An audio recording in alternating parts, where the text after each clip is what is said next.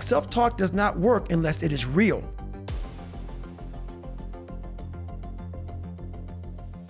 And your brain is the most powerful weapon. I talk about that in one of these chapters. Your brain is the most powerful weapon in the world. Once you put away your phones and your computers and all that shit we have nowadays, yeah, that's great, we're up to date, but your brain is the only thing you have when you're going through depression, when you're going through hard times, when you're going through death, real life shit. You can't Google that shit, man. You're alone. You're alone. You may have a shrink you're going to, you may have a best friend you're going to, but there's 24 hours in the day where you're alone in this brain. And your brain is talking to you in all kind of ways. And it wants to control you and pull you in these different pockets. If you can't control your own brain and your brain controls you, you're f***ed. You got to tell your brain where you want to go and how you want to go and how you want to get there. You got to control it. So my mind said, it's like going to work. Like you go to work, you put your suit and tie on, I go into suffering every day. Every day, suffering, being broken, duct taping my feet up, stress fractures, shin splints, being broken. This is my new norm. And your mind says, if we're not broken, this ain't normal.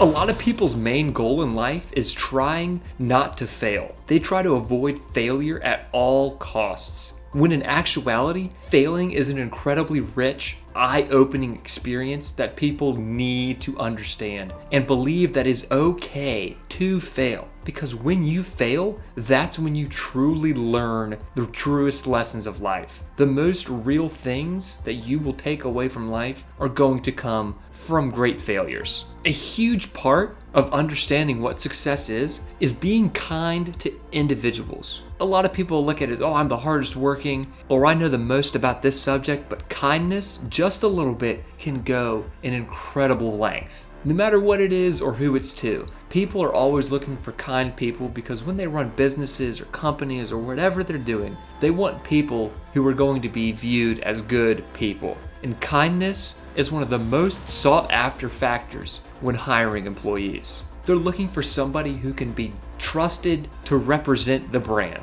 You're going to want to find out what you're good at and just focus on how you can become better at that. Don't take time and try to be better at things that you're not good at. Go ahead and become excellent at the things that you know you're good at. Take time to learn how to become a master at that instead of trying to be mediocre at everything.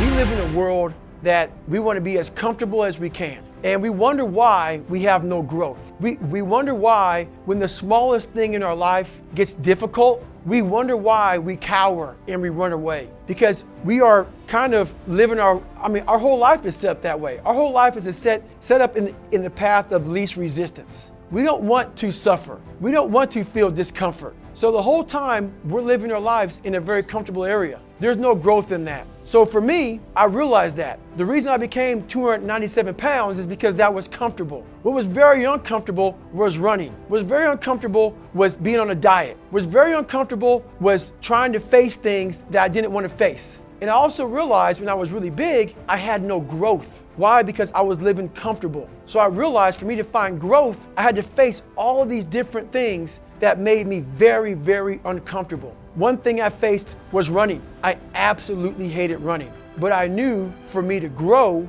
I had to do this thing every single day. I wanted to start callousing my mind. I wanted to start becoming a better person. And how you become a better person, how you gain mental toughness, how you become the person you want to be, is constantly facing the things that you don't want to face.